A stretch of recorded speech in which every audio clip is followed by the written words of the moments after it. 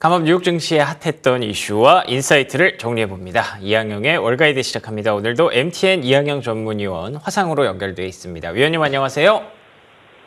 네, 안녕하세요. 이항영입니다. 네, 반갑습니다. 자, 그러면 오늘의 인사이트부터 확인해 보겠습니다. 오늘의 인사이트 먼저 띄워주시죠. 국채금리 상승, 3대 지수 파란불.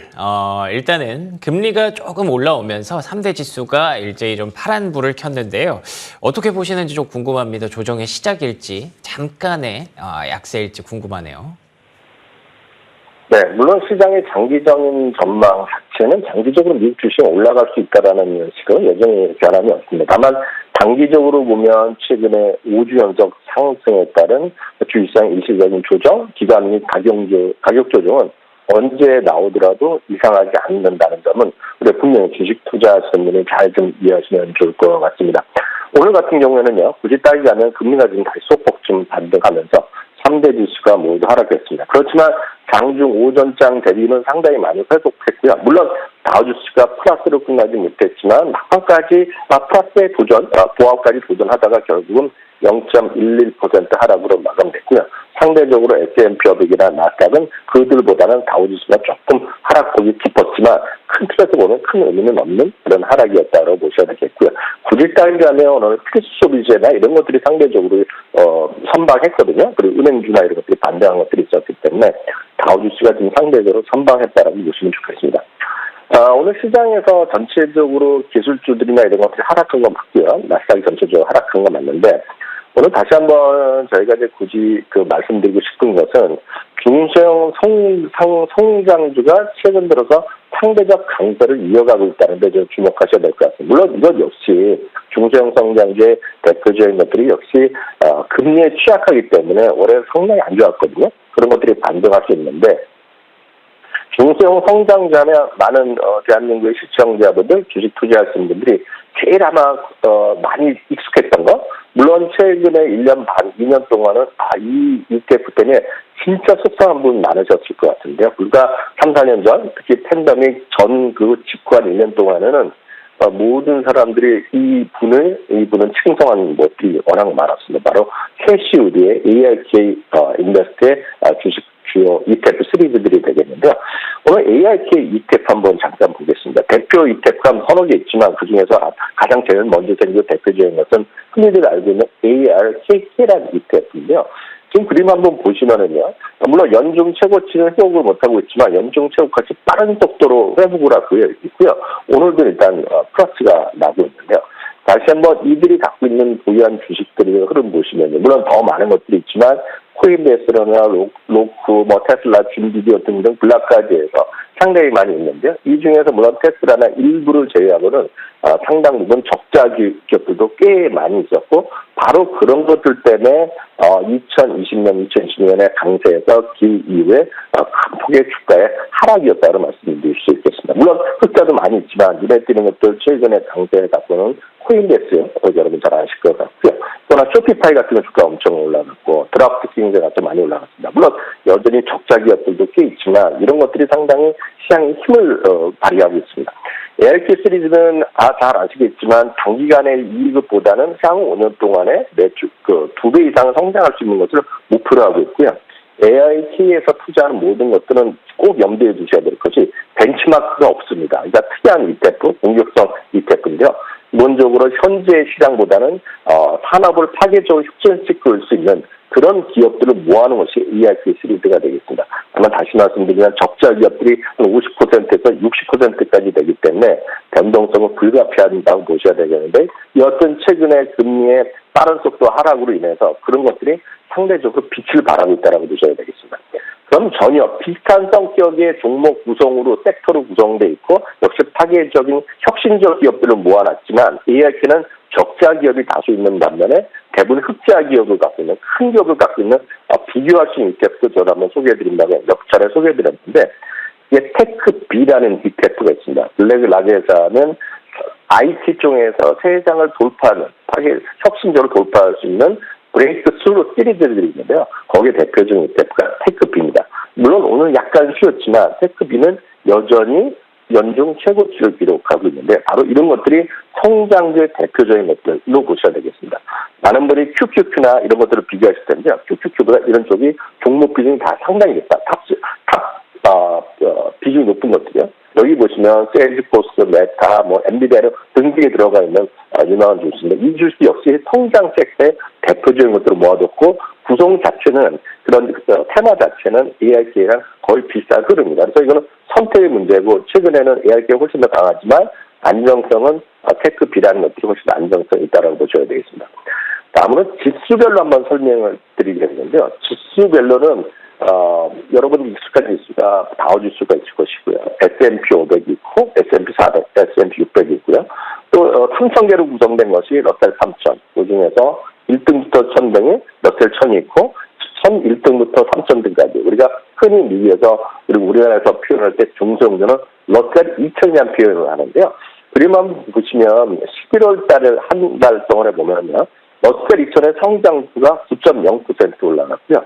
러셀 2,000의 전체적인 것이 8.8%, 러셀 2,000 중에서 가치주는 약간 밀리는 8.7% 올라갔는데요. 그만큼 최근에 시장에서는 상대적으로 중소형주 그리고 중소형주 중에서도 가치주보다는 꿈과 희망에 베팅하고 상대적으로 적자가 많이 들어가 있는 러셀 2,000이 좀 주목을 받고 있다라고 이해하시면 되겠습니다.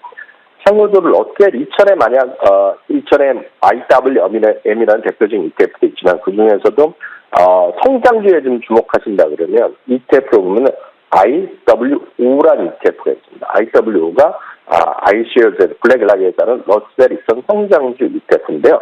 가격은 한 $230 초중반에 있는 거거든요. 그래서 IWO 같은 경우들이 여러분들이 좀 장기적으로 이런 것 관심 있으시면 보시면 좋을 것 같습니다. 다만 이 주식은 모든 지수 ETF 중에서 제일 변동성이 높습니다. 그래서 금리의 변동성이 가장 높고 달러의 영향이 가장 큰 영향. 그래서 상대적으로 제일 적은 거는 다우지수 같은 것이 상대적으로 적다는 것도 여러분 참고하시면 좋을 것 같고요.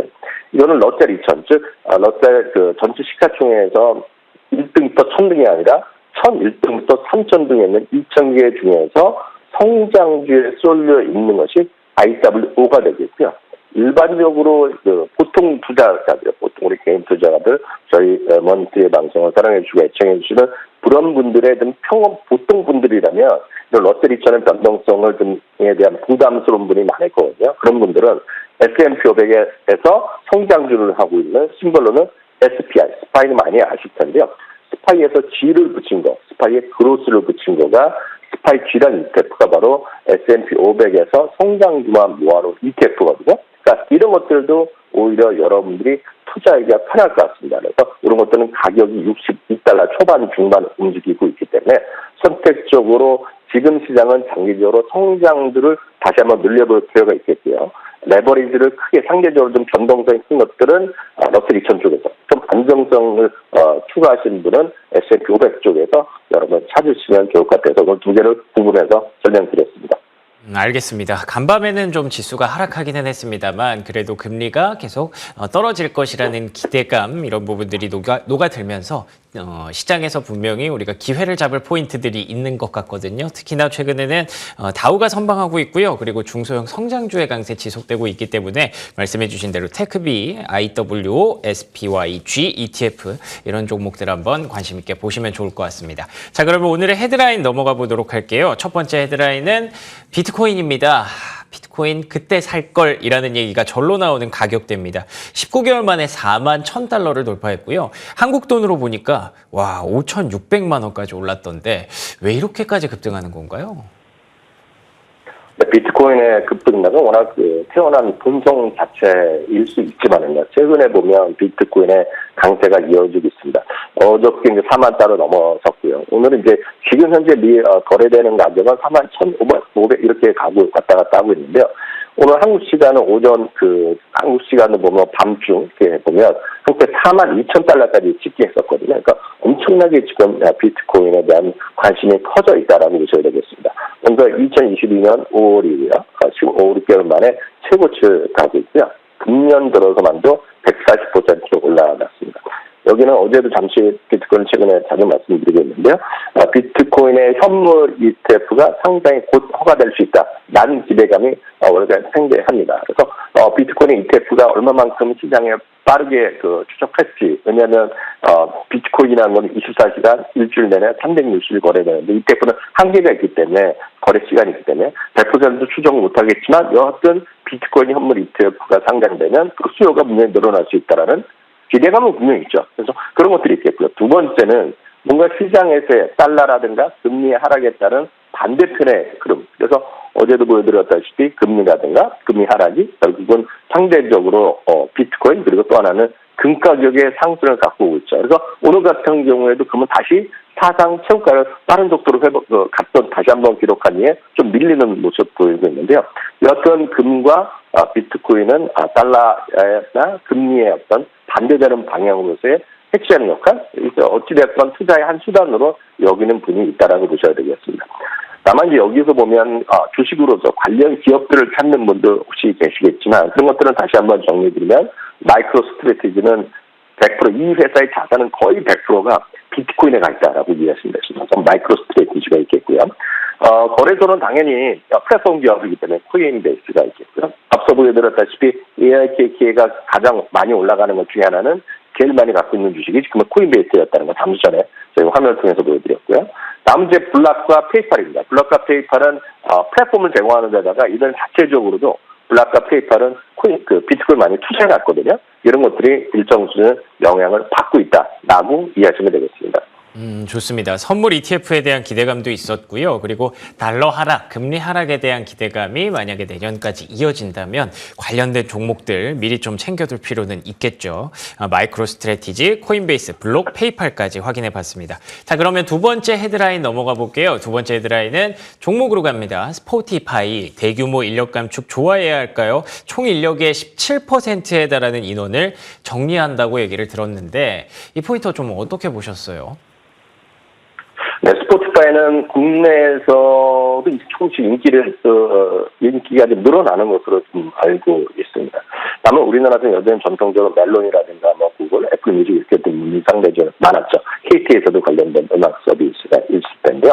여하튼 스포티파이는 전 세계적으로 가장 핫한 뮤직, 음악, 스트리밍 업체인 걸 다들 아실 것 같고요.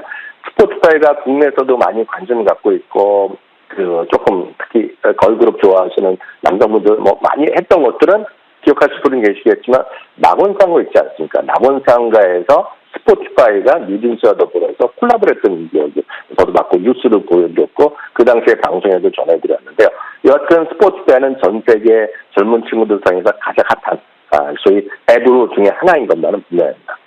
미국에서의 소위 청소년들 사이에서 87% 정도가 구독을 하고 있는 겁니다. 그래서 애플 뮤직을 외에 뭔가를 제공할 수 있는 것이죠. 그래서 여기서 보면 팟캐스트를 제공하고 있고 여기에서의 전 세계 유명 인사들의 소위 DJ들, 유명한 사람들의 DJ를 여러분 볼 수 있겠고요.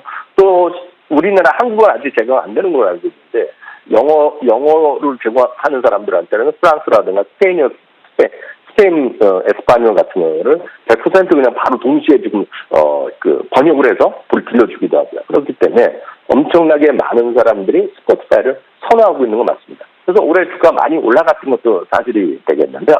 또 하나 이제 이 회사의 가장 큰 특징은 적극적인 기조 조정을 계속해 왔다는 것입니다. 그래서 오늘 같은 경우에도 15% 1,500명 정도의 직원이 해당될 거로 보고 있는데요. 총 인력 중에 17% 감축을 발표했는데요.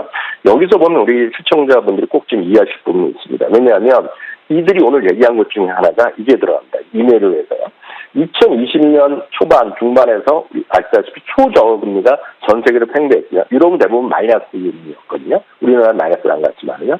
그 당시에는 엄청나게 돈을 맞았고 자금을 유도해서 투자를 많이 썼는데 지금과 그 당시에는 금리가 많이 다르면서 이분이 직접 얘기했습니다. 투자 환경이 지금과는 완전히 다르다. 그렇기 때문에 이제는 좀 돈을 아껴 써야 된다는 얘기예요. 쉽게 얘기해서 이런 거죠. 그렇기 때문에 이제는 끊임없는 구조조정 그리고 혁신이 필요하다라고 얘기하고 있습니다. 2023년 1월에도 직원 6% 감축한 거 있겠고요. 6월 달은 팟캐스트 사업부 인력을 또 200명 감축했고요. 이번에 다시 17%의 감축을 선언했다라고 보셔야 되겠습니다. 다만 이 회사는 주목하셔야 될 것이 지난 실적 발표 이후에 10월 달에 실적 발표한 이후에 깜짝 흑자 실적을 발표했고요. 이 중요한 것은 깜짝하면서도 내년 이후에 앞으로는 완벽한 자신감, 자기네들이 이제 흑자 기업이라는 것을 탄탄히 보여줄 수 있다는 자신감을 보여줬거든요. 바로 그런 것들이 지금 월가에서 많은 사람들의 관심을 가졌다라고 우려가 되겠습니다. 다만 최근 들어서는 주가가 실적 발표 이후에 물론 이익업 8군데가 목표 주가를 올리는 것도 팩트가 되겠는데요. 문제는 주가가 너무 빠른 속도로 올라 보니까 웰스파고 같은 경우에는요. 오히려 최근 들어서 오늘 같은 경우 비용화 2%라고 하는데 너무 많이 올랐다는 얘기를 분명히 하고 있겠고요. 시티그룹 같은 경우에는 12월 초에 지난주 금요일이었는데 매수에서 중립으로 내리기도 했습니다. 그래서 그만큼 주가가 너무 많이 오른 거에 대한 반작용도 있을 수 있다는 것도 좀 참고하시면서 보시면 좋을 것 같습니다. 알겠습니다. 주가가 많이 또 올라왔기 때문에 반작용까지 고민해야 하는 상황. 어쨌든 스포티파이 잘 헤쳐나가고 있는 것 같습니다. 자, 그러면 마지막 헤드라인 보도록 하겠습니다. 마지막 헤드라인은 레버리지 얘기인데요. TQQQ가 또 그러니까 3년 전쯤에 아마 다들 기억하실 거예요. 강력한 유동성 랠리에 이런 3배짜리 ETF 하신 분들이 정말 많았는데 지금 또다시 그런 부분들이 지적을 받고 있다고 들었습니다. 어떻게 보고 계십니까? 네, 오늘 이거는 저희가 주식 투자에 저는 선악이 있을 수 없다고 보고 있습니다. 그래서 어떤 것이 좋은 투자, 어떤 것이 나쁜 투자 할 필요는 없다라고 보고 있겠고요. 레버리지가 무조건 나쁘다, 좋다 얘기할 필요도 없다고 보고 있는데요. 오늘 블룸버그에서 나왔던 어찌 보면 따끔한 기사를 하나 소개해 드리겠습니다. 블룸버그의 오늘 그 주요 기사 중에 하나가 이런 얘기가 나옵니다. 한국의 개인 투자가들이 지금 미국 상장 레버리지, 쉽게 우리식으로 얘기하면 영어도 그렇게 딱 써 있는데요. 올인하고 있다는 겁니다. 지금 올인. 그래서 한국 개인 투자가들이 미국 상장의 레버리지에 엄청나게 투자를 하고 있고 일부는요. 미국 상장한 ETF 전체 보유 자산 중에서 보유 비중에서 20%가 넘을 정도로 지금 한국의 개인 투자가들이 갖고 있는 것들이 많다 얘기를 하면서 왜들 도대체 한국 사람들은 레버리지 투자를 많이 하냐라는 어떤 분석 기사를 했는데요. 제목 자체 중에 부제목 자체가 재밌습니다. 여러분들 이제 앵커께서도 마찬가지겠지만 우리가 아이스크림 집에 가면 수많은 다양한 맛이 있지 않습니까? 그러니까 저만 하더라도 저는 이제 보통 바닐라를 선호하는데요. 그걸 이제 영어로 보면 바닐라를 스트레이트 바닐라라고 얘기하는데요. 스트레이트 바닐라는 보링하다는 거예요. 보링하다는 건 지겹다는 거 아닙니까? 그래서 그건 따분하다는 얘기인데요. 그냥 바닐라는 따분하고 그들이 뭐를 원하냐? 그들은 자체는 레버리지를 원한다는 거예요. 여기 A라는 거가 한국 개인 투자가입니다. 개인 투자가인데요. 이들은 레버리지를 원하고 그냥 단순한 바닐라는 지정한다. 그러니까 따분하다고 한다는 것인데요. 그래서 그 레버리지는 여러 가지가 있습니다. 기초상품 등락에 1.5배짜리부터 3배까지 있습니다. 그래서 예를 들어 엔비디아나 테슬라 1.5배도 많이 하고 있겠고요. 올해 들어서 가장 많이 올라간 ETF 중에 하나가 엔비디아 1.5배짜리인데요. 여튼 기초상품 등락이 1.5배부터 많게는 3배에 이르는 ETF에 대한 한국인의 사랑을 찍어놨는데요. 예를 들어서요. 한국 사람들의 비중을 이 그림표에 나왔는데요. 테슬라 1.5배 상품은 무려 35%가 한국인 주주로 되어 있고요. 빵 및 일부 기술조, 혁신적인 들어간 거가 있습니다. 빵이란 게 아시는 분 계실 텐데요. 3배짜리 상품의 28%. 그리고 TMF라고 알려진 22년 이상 채권 세대 상품은 27%입니다. 근데 문제는 저도 간혹 말씀드리지만 이 블룸버그의 기사에 뭐로 나왔냐면 세대 레버리지의 개념도 모른 채 친구 따라 투자하는 우리식으로 가면 친구 따라 강남 가는 사람들 꽤 있다는 얘기하는 경고의 목소리가 있다는 것입니다. 특히요. 2022년에 비해서 2023년 올해 한 해 레버리지라든가 반대 역방향이죠. 역방향 인디 ETF에 우리나라 개인 투자가들이 23억 달러 투자했거든요. 그래서 이게 정말 놀라운 규모인데요. 한국에서 투자는 총 해외 ETF 투자의 30%를 레버리지에 투자하고 있다는 겁니다. 제가 드리고 싶은 말씀은 블룸버그에서도 마찬가지지만 기본적으로 레버리지 구성 상품은 방향 자체에 대한 단기적인 트레이딩용이지 장기적으로 모아가는 정식 투자, 장기적인 투자하는 것은 슬리피지라는 비용이라든가 장기적인 운영 보수 수수료 때문에 장기적으로 투자하는 건 맞지 않는다는 원리 원칙을 좀 이해하시고 세배짜리를 하시더라도 하시면 좋을 것 같습니다. 딱 마치겠습니다. 뭐 조금 오지랖일 수도 있겠지만 블룸버그에서 우리나라 개인 투자자들이 이렇게 걱정할 정도면 일단 우리가 좀 심각성을 갖고 생각을 해볼 필요는 있을 것 같습니다. 개인의 선택이지만 어쨌든 생각해볼 포인트 하나 또 짚어주셨네요. 지금까지 이항영 MTN 전문위원과 함께했습니다. 오늘도 좋은 말씀 고맙습니다. 감사합니다.